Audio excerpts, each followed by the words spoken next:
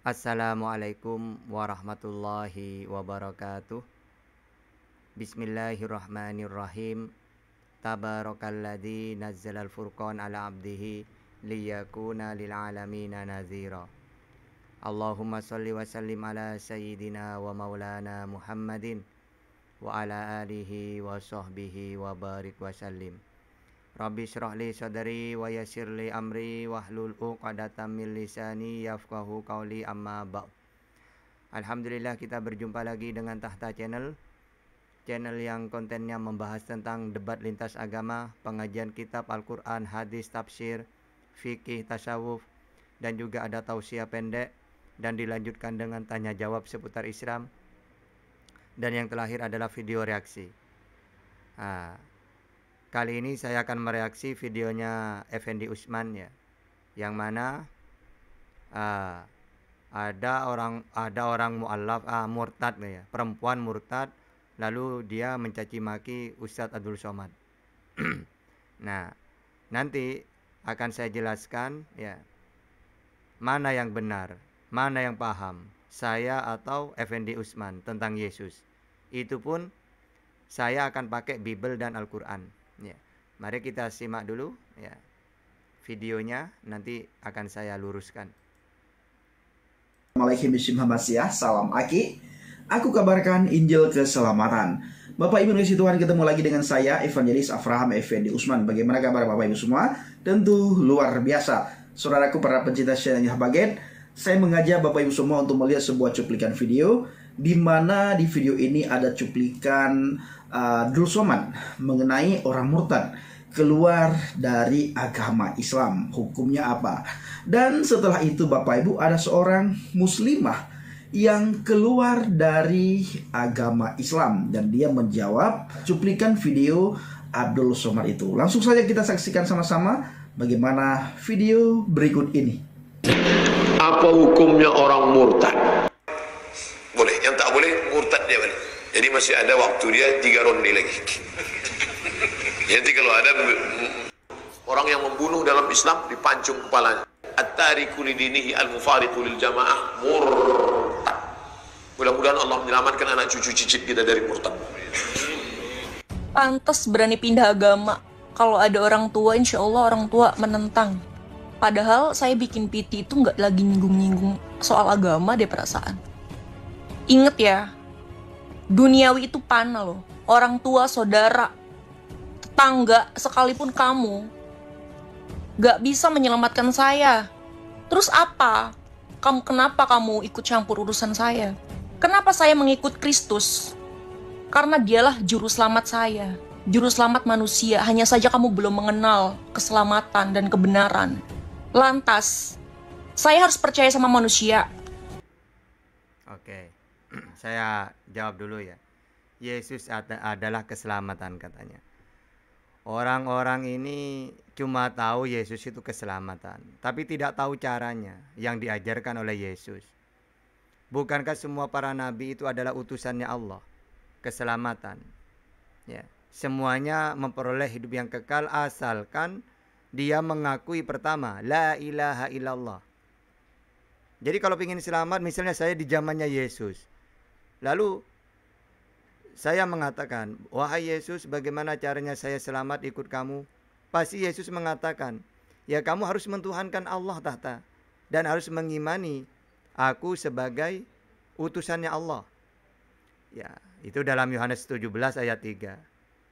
Bahkan hidup yang kekal itu, ya, memang itu sudah mentuhankan Allah dan mengimani nabi tersebut sebagai utusannya Allah. Ya, nabi semuanya. Misal saya di zamannya Yesus, ya harus mengakui Yesus sebagai utusannya Allah. Dan mengimani bahwa tiada Tuhan selain Allah. Itu dalam Yohanes 17 ayat 3. Itu hidup yang kekal. Yang kedua, hidup yang kekal itu Yohanes 5 ayat 24. Aku berkata kepadamu, sesungguhnya barang siapa yang mendengarkan perkataanku dan percaya kepada Allah yang mengutus aku, ia memperoleh hidup yang kekal. Jadi hidup yang kekal itu bukan mentuhankan Yesus, ya, mengimani Yesus sebagai utusannya Allah. Sebagaimana saya mengimani Nabi Muhammad sebagai utusannya Allah, karena saya umatnya Nabi Muhammad. Andai kan saya dulu di zamannya Yesus, ya saya imani Yesus sebagai utusannya Allah. Maka hidup yang kekal yang ketiga adalah mengikuti perintahnya Allah melalui nabi, melalui utusannya. Ini dalam Matius 19 ayat 16 sampai 17. Ada seorang datang kepada Yesus dan berkata, "Guru, perbuatan baik apakah yang harus ku perbuat untuk memperoleh hidup yang kekal?" Jawab Yesus, "Apakah sebaiknya engkau bertanya kepadaku tentang apa yang baik? Hanya satu yang baik. Tetapi jikalau engkau ingin masuk ke dalam hidup, turutilah segala perintahnya Allah." Ya, perintahnya Allah itu apa? Ya, melalui siapa? Melalui semua para nabi. Misal saya di zamannya Yesus, maka turuti perintahnya Allah melalui Yesus, karena Yesus itu adalah penyampai wahyu. Karena saya di zamannya Nabi Muhammad, maka saya harus mengikuti perintah Allah melalui Nabi Muhammad, karena Nabi Muhammad penyampai firman. Ya, sebagaimana dalam Al-Qur'an, "Wa ma yantiqu anil hawa in huwa illa wahyu yuha." Ya, bahwa Nabi Muhammad penyampai wahyu. Begitu juga Yesus. Andai kan saya di zamannya Yesus, maka saya harus mengikuti Yesus dan mengikuti perintahnya Allah melalui Yesus. Karena Yesus sama seperti Nabi Muhammad, hanya penyampai firman. Karena dia utusan, ngaku utusan dia. Nanti ayat-ayatnya akan saya jelaskan. Nah, karena dia utusan penyampai firman, ikutin ucapan dia. Karena yang namanya utusan, tugasnya penyampai wahyu. Sesuai Yohanes 3:34. Sebab siapa yang diutus Allah, dialah yang menyampaikan firman-Nya Allah. Karena Allah mengaruniakan rohnya dengan tidak terbatas. Jadi utusan itu penyampai firman. Mana buktinya tahta? Bahwa Yesus menerima wahyu, menerima firman sebagaimana Nabi Musa, sebagaimana Nabi Muhammad. Oke, saya pakai dalil. Yohanes 12:39 sampai 50. Sebab aku berkata-kata bukan dari diriku sendiri, tetapi Bapa yang mengutus aku. Dialah yang memerintahkan aku untuk mengatakan apa yang harus aku katakan dan aku sampaikan. 50-nya. Dan aku tahu bahwa perintahnya itu adalah hidup yang kekal. Jadi apa yang aku katakan, aku menyampaikannya sebagaimana yang difirmankan oleh Allah kepadaku. Jadi dia penyampai firman, bukan Tuhan. Ya. Bahkan Yohanes 17:7 sampai 8, sekarang mereka tahu bahwa semua yang engkau berikan kepadaku itu berasal daripadamu ya Allah. Ayat 8-nya, sebab segala firman yang engkau sampaikan kepadaku telah kusampaikan kepada mereka dan mereka telah menerimanya. Jadi Yesus sudah menyampaikan firman wahyu yang dia terima dari Tuhannya. Ya. Jadi bukan malah ikut Yesus mentuhankan Yesus. Gak ada dalilnya dalam Bible itu. Ini masih banyak ini dalilnya bahwa Yesus menerima firman. Yohanes 14:24 juga gitu. Juga Yohanes 12:14, Yohanes 5:30. Aku tidak dapat berbuat apa-apa dari diriku sendiri. Aku menghakimi sesuai dengan apa yang aku dengar. Yohanes 7:16 juga gitu. Yohanes 8:26. Yesus hanya penyampai firman, sama seperti Musa, sama seperti Nabi Muhammad. Hanya saja Yesus gagal karena ditolak oleh umatnya. Kalau Nabi Muhammad berhasil, buktinya ajarannya masih ada sampai sekarang. Ya, syariat-syariat tauhid. Karena semua para nabi itu mengajarkan tauhid. Sebagaimana dalam Al-Quran dijelaskan bahwa semua para nabi itu ajaran tauhid. Dalam Al-Quran, "Wa ma arsalna min qablika min rasulin illa nuhi ilaihi annahu la ilaha illa ana fa'budun." Dan kami tidak mengutus seorang rasul pun sebelum engkau Muhammad, melainkan kami wahyukan kepadanya bahwa tidak ada Tuhan yang berhak disembah selain Allah. Semua para nabi. Ya, karena kalimatnya, dan kami tidak mengutus seorang rasul pun sebelum Muhammad, mereka juga oleh Allah disuruh mengajarkan tauhid. Mana buktinya tahta? Oke, Ulangan 4:32. Bahwa ajaran sebelum Nabi Muhammad juga tauhid. Engkau diberi melihatnya untuk mengetahui bahwa Tuhanlah Allah, tidak ada yang lain kecuali Dia, tauhid. Bahkan Ulangan 6 ayat 4, dengarlah hai Israel, Tuhan itu Allah kita, Tuhan itu Esa. Ya. Begitu juga Nabi Daud, 2 Samuel 7:22, sebab itu engkau besar ya Tuhan Allah, Sebab tidak ada yang sama seperti engkau dan tidak ada Allah selain engkau. Makanya Yesus mentuhankan Allah. Mazmur juga gitu. 88 itu ya. Juga tauhidnya Nabi Salomo. 1 Raja-Raja 8:22 mengajarkan tauhid kepada umatnya. Juga tauhid Nabi Yesaya 43 10-11. Ya, bahkan Yesus ya, juga Yesaya 44 ayat 6. Juga Yesaya 45 5-6. Bahkan Yesus sendiri ya mengajarkan tauhid. Markus 12:29. Jawab Yesus, hukum yang terutama ialah, dengarlah hai Israel, Tuhan Allah kita Tuhan itu Esa. Juga Yohanes 5:30. Bahkan Yohanes 17:3. Satu-satunya Allah yang benar adalah Allah dan mengenal Yesus sebagai utusan. Tauhid. Ya. Dan Yesus sendiri utusannya Allah itu pun hanya untuk satu kaum. Mana ayatnya tahta? Ini ayatnya. Bahwa Yesus hanya utusannya Allah itu pun hanya untuk Israel sama seperti Musa. Ya, ini ayat-ayatnya saya bacakan. Dan engkau Bethlehem, tanah Yehuda, engkau sekali-kali bukanlah yang terkecil di antara mereka yang memerintah Yehuda. Karena daripada mula akan bangkit seorang pemimpin yang akan mengembalakan umatku Israel. Matius 2 ayat 6. Kisah para Rasul 13:23. Dan dari keturunannya lah sesuai dengan yang telah dijanjikannya, Allah telah membangkitkan juru selamat bagi orang Israel, yaitu Yesus. Bahkan Matius 15:24, jawab Yesus, aku diutus hanya kepada domba-domba yang hilang dari Israel. Bahkan Yesus hanya berdoa untuk Israel. Ini dalam Yohanes 17 ayat 9. Aku berdoa untuk mereka Israel, bukan untuk dunia aku berdoa. Bahkan nanti, ya katanya Yesus menghakimi, yang dihakimi hanya 12 Israel, suku Israel. Ini ada dalam Matius 19:28. Yesus hanya menghakimi umatnya Israel. Bahkan dalam Matius 10:5-6, Yesus melarang umatnya untuk berdakwah kepada di luar Israel. Ya, jadi ayatnya jelas banyak. Lalu orang Indonesia mentuhankan dia. Wong dia utusan aja ditolak oleh umatnya, malah orang Indonesia mentuhankan dia. Ya, sangat aneh itu, berarti tidak paham Bible. Tidak paham ajaran Yesus.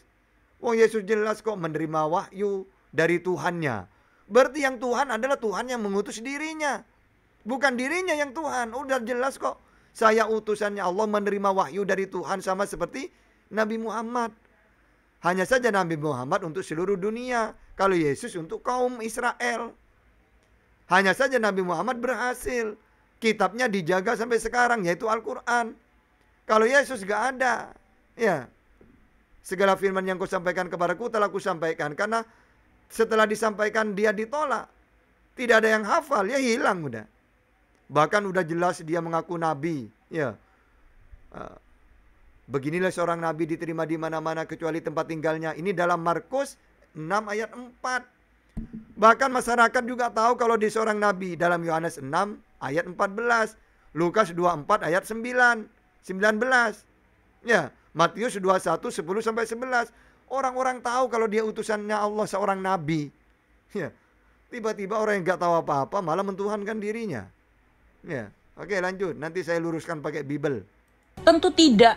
Saya percaya sama Tuhan saya. Saya percaya sama Tuhan saya. Karena dia berasal dari atas, yaitu dari surga. Karena dia adalah pemilik tahta sorgawi, berkuasa di langit dan di bumi. Pada Yohanes pasal 6 ayat 38.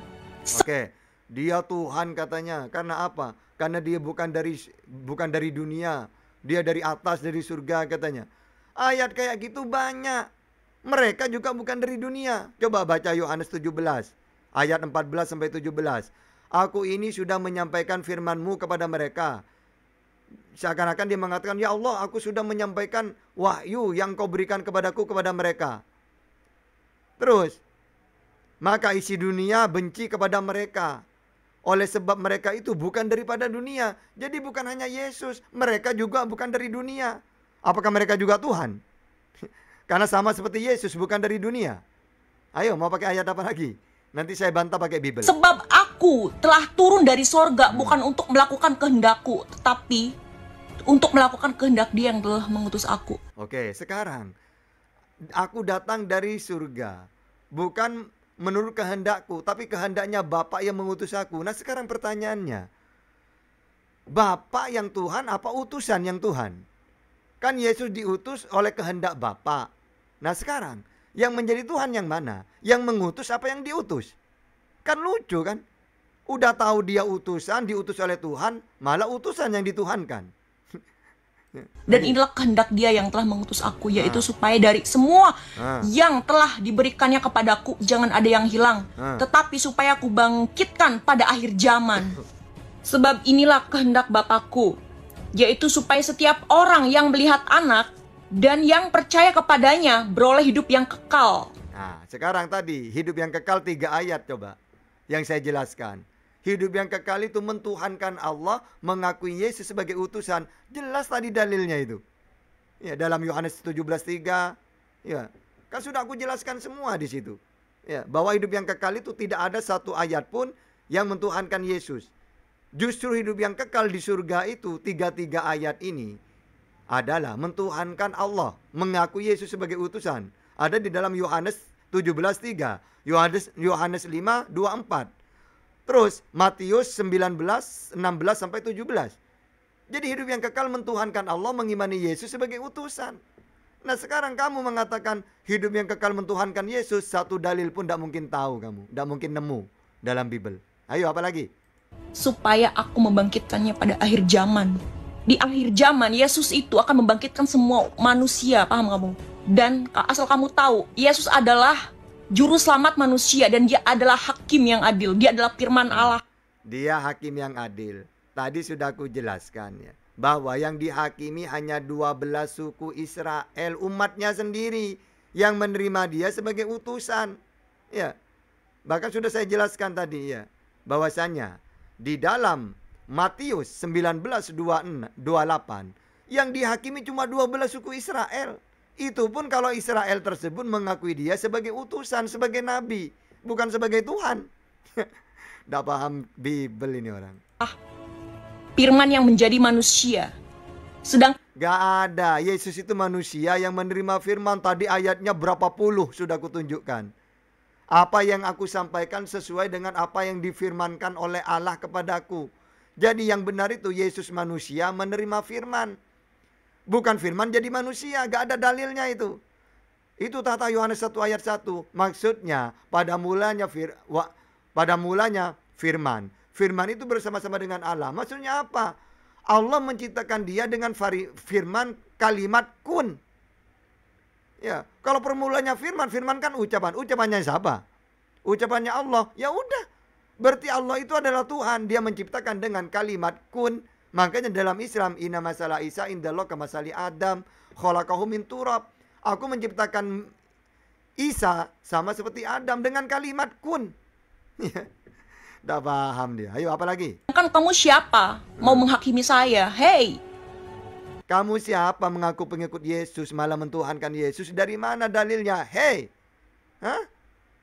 Ya. Tidak akan paham kamu. Bahkan Effendi Usman itu tidak mungkin paham Bible. Karena tidak tahu dia siapa Yesus itu sebenarnya. Yang tahu cuma yang dia imani saja. Apa? Yesus jelmaan Tuhan, firman jadi manusia. Di mana? Yesus Tuhan. Masa Tuhan mempunyai Tuhan? Masa Tuhan diutus oleh Tuhan? Padahal jelas Tuhan menurut Yesus tidak sama dengan apapun. Ya, ini dalam Keluaran 9 ayat 14. Yesaya 40:18. Markus 12:32. Tuhan kata Yesus itu kekal, goib. Ya, goib tidak bisa kelihatan. Ya. Oke, adzan dulu. Pada Yohanes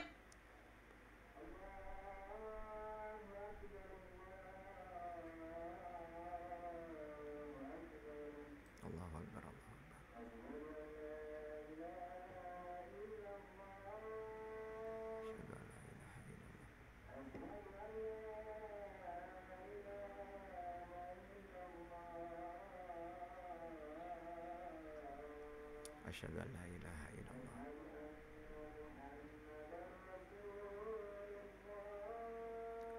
Asyhadu anna Muhammadar Rasulullah.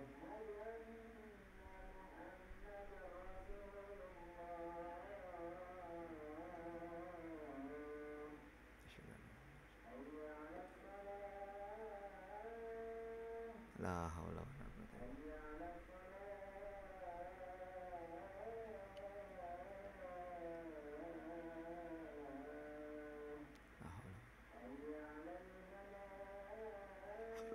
La haula wala.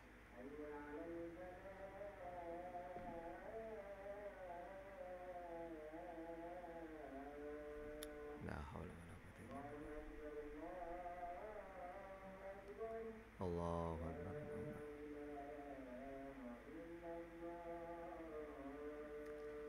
La ilaha illallah. Allahumma rabb hadhihi da'wati tammah wa syurati qamati sayyidina Muhammadin wa syarafa wa darajatal aliyata rafi'a wa basyu maqama mahmud. Innaka la tukhliful mi'ad. Oke, kita lanjut dulu ya. Sebentar lagi setelah itu kita sholat ya. Yohanes pasal 8 ayat 12. Maka Yesus berkata pula kepada orang banyak, barang siapa mengikut aku, ia tidak akan berjalan dalam kegelapan, melainkan ia akan mempunyai terang hidup. Nah, sekarang kalau mengikuti aku, Yesus mentuhankan Allah. Yesus mengaku utusan. Terus kenapa kamu mentuhankan Yesus kalau mengikuti Yesus? Seharusnya seperti Islam ini loh. Islam mengikuti Nabi Muhammad. Nabi Muhammad mentuhankan Allah. Kami mentuhankan Allah. Nabi Muhammad mengaku utusannya Allah untuk seluruh dunia. Kami mengakui dia sebagai utusannya Allah. Anehnya kamu ini aneh. Katanya mengikuti Yesus. Tapi Yesus mentuhankan Allah, kamu mentuhankan Yesus. Kan lucu ini, gak nyambung ini. Sinyalnya gak nyambung ini. Coba apa lagi? Saya bantah semuanya, ayo. Karena saya ingin memiliki terang hidup, ingin mengetahui kebenaran, saya mengikut Tuhan saya, itu Yesus Kristus sang juru selamat manusia, bukan mengikut mulutmu itu loh. Nih ya. Coba. Ustadz Abdul Somad dikatakan mulutmu katanya. Ya. Oke, akan saya bantai dengan Bibelnya sendiri. Ya. Agar supaya aku mengikuti Yesus supaya terang. Ya, kebenaran. Memang benar. Wong dia itu menerima wahyu. Wahyu yang dia terima dari Tuhannya disampaikan kepada umatnya. Kebenaran itu. Yang tidak benar itu mulut kamu. Karena kamu sudah mentuhankan, menfitnah manusia yang Allah utus. Lalu kamu tuhankan dia. Andaikan Yesus itu bisa turun ke dunia, ditampar kamu, saya yakin itu. Nah, apa alasan kamu mentuhankan aku? Kamu tidak paham Bibel ya? Ditampar kamu. Bukan malah kamu dipuji karena mengikuti dia.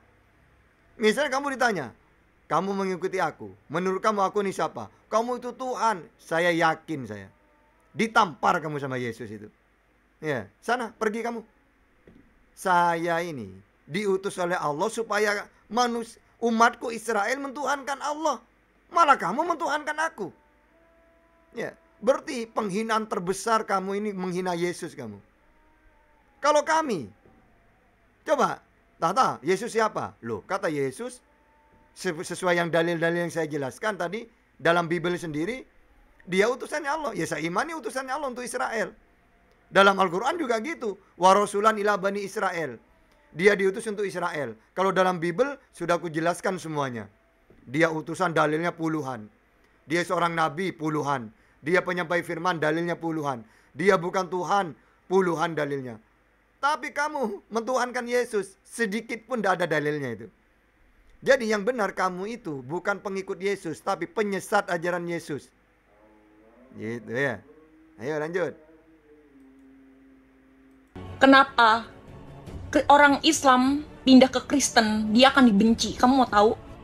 Pada Yohanes pasal 15 ayat 19 firman Tuhan katakan, sekiranya kamu dari dunia, tentulah dunia mengasihi kamu sebagai miliknya. Tetapi karena kamu bukan dari dunia, melainkan aku telah memilih kamu dari dunia, sebab itulah dunia membenci kamu. Oke, sekarang gini. Dulu pengikut Yesus itu dibenci oleh umatnya, oleh orang-orang Israel. Karena apa? Yang dibenci itu pengikut yang mana? Yang mentuhankan Allah, yang mengimani Yesus sebagai utusan. Kalau kamu bukan pengikut, kamu itu penyesat ajaran Yesus. Ya, jadi semua ajaran para nabi, ketika nabi itu diutus, pasti pengikutnya akan dibenci. Contohnya Nabi Muhammad, Bilal disiksa, diterik matahari. Banyak yang disiksa pengikut Nabi Muhammad. Ya. Karena apa? Karena ajaran tauhid. Jadi kamu jangan pede. Jadi mengikuti Yesus itu dibenci, yaitu saya. Kamu itu bukan mengikuti penyesat ajaran Yesus.